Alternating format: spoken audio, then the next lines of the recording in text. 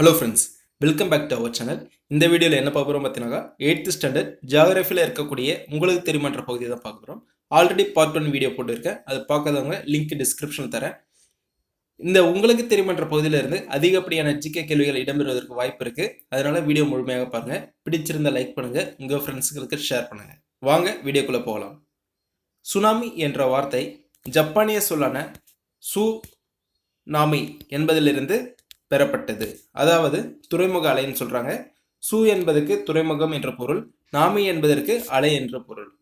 அது சுனாமின்னு சேர்த்தனாக்கா துறைமுக அலை என்பதன் பொருள். இதுல முக்கியமானது என்னன்னு பார்த்தீங்கன்னாக்கா, சுனாமி என்ற வார்த்தை எந்த மொழி சொல்லுன்னு கேட்பாங்க. ஜப்பானிய மொழி சொல். அதோட பொருள் என்னன்னு கேட்பாங்க. துறைமுக அலை என்பது பொருள். அடுத்ததாக இந்திய பெருங்கடல் சுனாமி 2004. 2004 இந்திய பெருங்கடலில் ஏற்பட்ட சுனாமி டிசம்பர் 26, 2004 உள்ளூர் நேரம் காலை 7:59 மணிக்கு ரிக்டர் அளவுகோலில் 9.1 ஆற்றல் கொண்ட நிலநடுக்கம் இந்தோனேஷியாவின் சுமத்ரா கடற்கரை தாக்கியது. இதனால் ஏற்பட்ட சுனாமி 12 நாடுகளை தாக்கி 2,25,000 உயிர்களை பலி வாங்கியதுடன் இந்தோனேஷியா, இலங்கை, இந்தியா, தாய்லாந்து, சோமாலியா, மாலத்தீவுகள் போன்ற நாடுகளில் பெருத்த பொருட்சேதத்தை விளைவித்தது. இந்திய பெருங்கடல்ல 2004 எப்போ சுனாமி ஏற்பட்டதுன்னு கேட்பாங்க. அது தேதி ஞாபகம் வச்சுங்க. டிசம்பர் 26, 2004. அடுத்ததாக சேவைத்துறை இந்தியாவின் மிகப்பெரிய துறைகளில் ஒன்றாகும். தற்பொழுது இந்த துறையானது இந்திய பொருளாதாரத்தின் முதுகெலும்பாக உள்ளது. இந்தியாவின் மொத்த உள்நாட்டு உற்பத்தியில் சுமார் 53% பங்களிப்பினை சேவைத்துறை அளிக்கிறது. சேவைத்துறைனா சர்வீஸ் செக்டார். அது பார்த்தீங்கன்னாக்கா இந்தியாவின் மிகப்பெரிய துறைகளில் ஒன்றுன்னு சொல்லிட்டு வராங்க.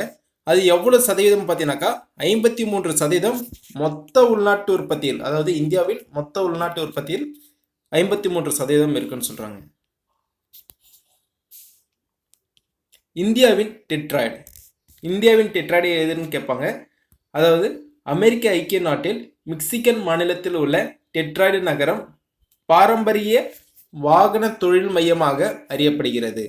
அதேபோல் இந்தியாவில் சென்னை மாநகரம் இந்தியாவின் டெட்ராய்டு என்று அழைக்கப்படுகிறது.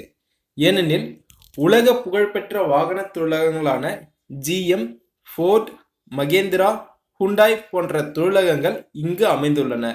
இவற்றை தவிர இந்நகரம் நாட்டின் வாகன தொழில் ஏற்றுமதியில் 60% தனது பங்களிப்பினை கொண்டுள்ளது. இந்தியாவின் டெட்ராய்டு என்பது முக்கியமான கேள்வி. அது என்னன்னு பார்த்தீங்கன்னாக்கா சென்னை. எதனாலன்னு பார்த்தீங்கன்னா வாகன தொழில் மையங்கள் இருக்கிறதால டெட்ராய்டுன்னு சொல்றாங்க.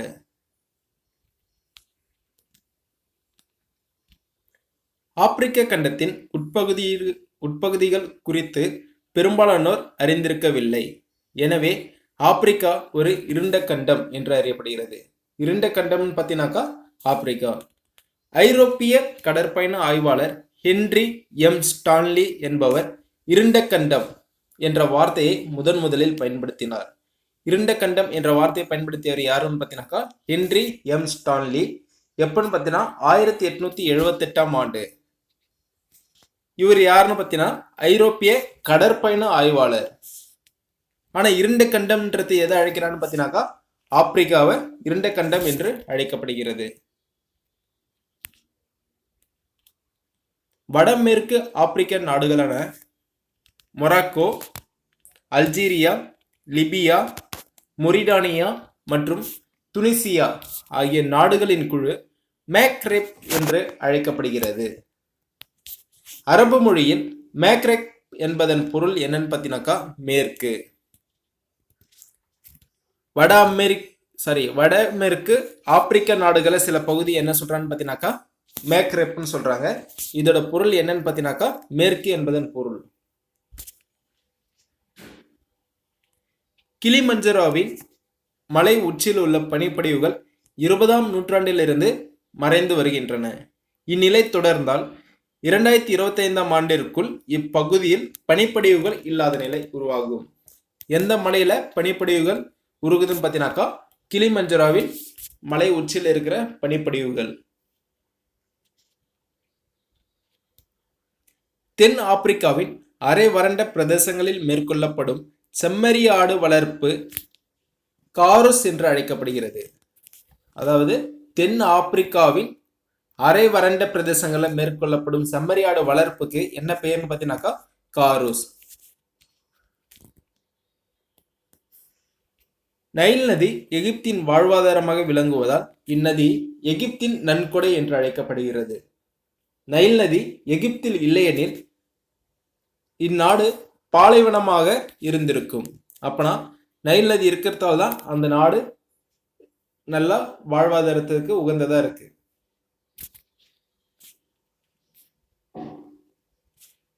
சகரா பாலைவனத்தில் இருந்து கினியா கடற்கரை நோக்கி வீசும் வறண்ட வெப்ப புழுதி தலக்காற்று ஹார்மாட்டன் என்று அழைக்கப்படுகிறது. ஹார்மாட்டன்னாக்கா சகரா பாலைவனத்திலிருந்து கினியா கடற்கரையை நோக்கி வீசக்கூடிய வறண்ட வெப்ப புழுதி தலக்காற்று தான் ஹார்மாட்டன். சகரா பாலைவனத்திலிருந்து மத்திய தரைக்கடல் நோக்கி வீசும் வெப்ப தலக்காற்று சிராக்கோ என்று அழைக்கப்படுகிறது. சகரா பாலைவனத்திலிருந்து மத்திய தரைக்கடலை போச்சுனாக்கா சிராக்கோ, அதுவே கினியா கடற்கரை நோக்கி போச்சுனாக்கா ஹார்மாட்டன்.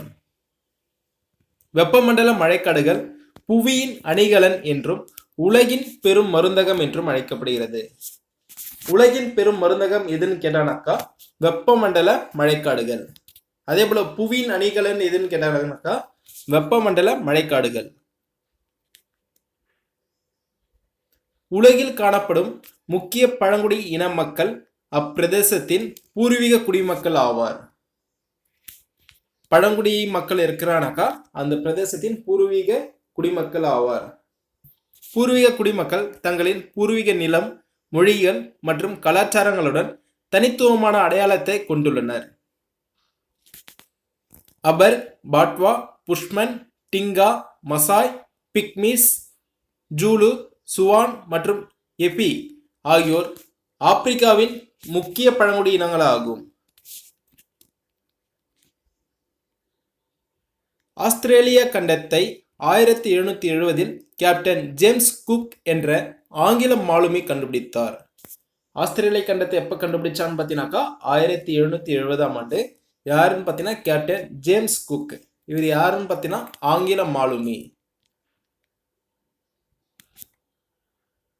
ஆஸ்திரேலியாவின் மத்திய தாழ்நிலங்களில் அமைந்துள்ள பௌர்கி என்னும் இடத்தில் இக்கண்டத்தின் அதிகபட்சமான 53 டிகிரி செல்சியஸ் வெப்பநிலை பதிவாகியுள்ளது.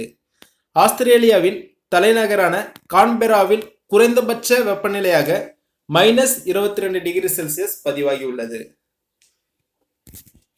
பௌர்கி என்ற இடத்துல ஆஸ்திரேலியாவில் பார்த்தீங்கன்னாக்கா பௌர்கி என்ற இடத்துல பார்த்தீங்கன்னாக்கா எவ்வளோனாக்கா 53 டிகிரி செல்சியஸ் வெப்பநிலை பதிவாயிருக்கு. அது என்னன்னா அந்த கண்டத்தோட அதிகபட்ச வெப்பநிலை அதுதான், ஹையஸ்ட். அதே போல ஆஸ்திரேலியாவின் தலைநகர் கான்பெராவில் பார்த்தீங்கன்னாக்கா அக்கண்டத்தின் குறைந்தபட்ச வெப்பநிலையான 22 டிகிரி செல்சியஸ் வெப்பநிலை பதிவாகியுள்ளது. அடுத்ததாக ஆஸ்திரேலியாவில் உள்ள செம்மறி ஆட்டு பண்ணைகளில் பணிபுரியும் மக்களை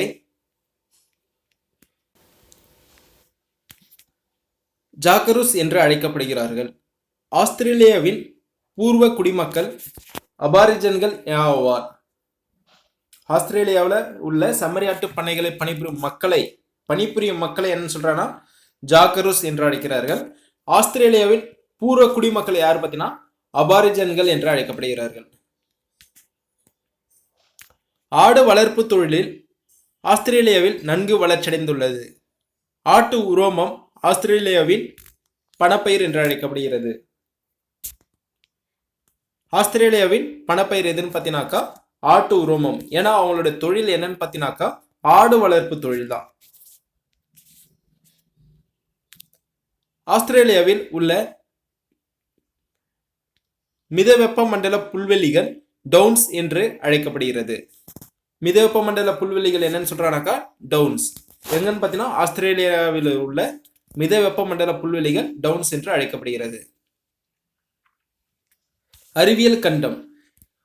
உலகின் எந்த ஒரு நாட்டின் அறிவியல் ஆராய்ச்சியாளர்களும் அண்டார்டிகாவில் ஆய்வுகள் மேற்கொள்ளவும் தரவுகள் சேகரிக்கவும் அனுமதிக்கப்படுகிறார்கள். எனவே இக்கண்டம் அறிவியல் கண்டம் என்று அழைக்கப்படுகிறது. எதன்னு பார்த்தீங்கன்னாக்கா அண்டார்டிகாவில் தான் இந்த ஆய்வுகளை மேற்கொள்றாங்க. அதனால அண்டார்டிகா தான் பார்த்தீங்கன்னாக்கா அறிவியல் கண்டம் என்று அழைக்கப்படுகிறது. அண்டார்டிகா புவியின் மேற்பரப்பில் காணப்படும் மிகப்பெரிய பனித்தொகுப்பு ஆகும்.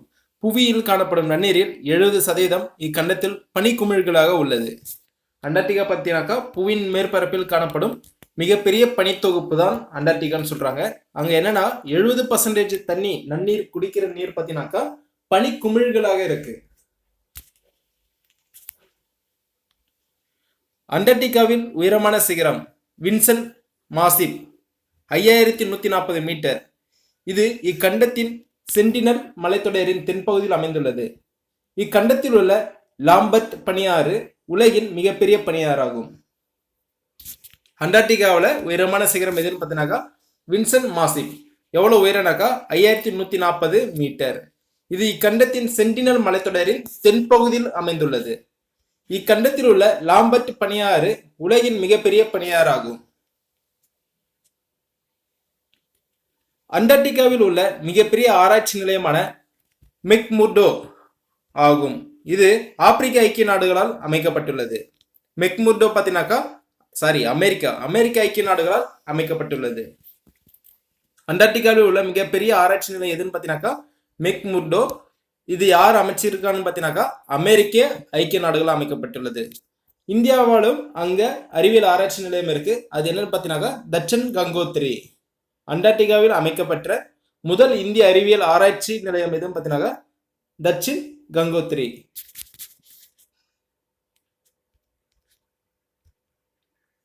புவிப்படங்களை கற்றறிதல் மற்றும் புவிப்பட உருவாக்க நுணுக்கங்கள் பற்றி விளக்கும் பாடப்பிரிவு புவிப்படவியல் எனப்படும். இது புவிப்பட உருவாக்குதலின் அறிவியல் சார்ந்த ஒரு கலைநுட்பமாகும்.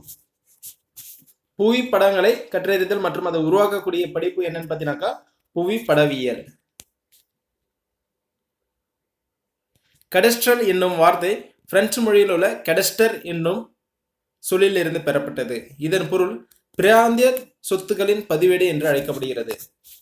கடஸ்ட்ரல்னாக்கா பிரெஞ்சு மொழியில் உள்ள கடஸ்டர் என்ற வார்த்தையிலிருந்து வந்தது. இதோட பொருள் என்னன்னாக்கா பிராந்திய சொத்துக்களின் பதிவேடு என்று அழைக்கப்படுகிறது. தேங்க்யூ ஃபார் வாட்சிங். வீடியோ பிடிச்சிருந்தா லைக் பண்ணுங்க, உங்க ஃப்ரெண்ட்ஸுக்கு ஷேர் பண்ணுங்க. இதற்கு நம்ம சேனல் சப்ஸ்கிரைப் பண்ணாதவங்க கீழே இருக்கக்கூடிய ரெட் கலர் சப்ஸ்கிரைப் பட்டன் அழுத்தி மறக்காம சப்ஸ்கிரைப் பண்ணிடுங்க. நன்றி.